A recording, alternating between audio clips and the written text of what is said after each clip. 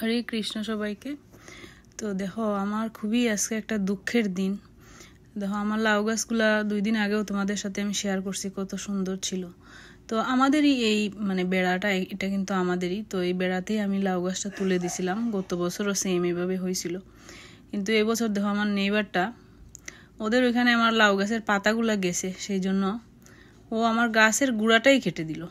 এত কষ্ট পাইছি, আমার হাড়টা একদম ভেঙে গেছে।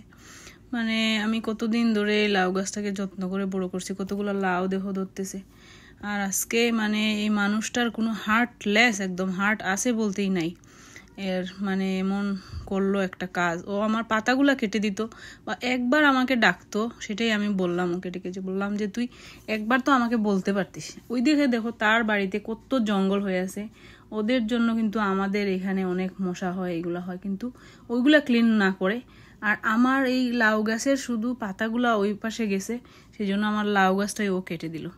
তো আসলে মানুষরা এত খারাপ হয়, যতই আমরা বিদেশিদের রেসপেক্ট করি না কেন, আমরা ভাবি যে এরা খুবই ভালো, আসলেও কিন্তু সবাই এক হয় না। অনেক হিংসা মানুষের ভিতরে। হরে কৃষ্ণ।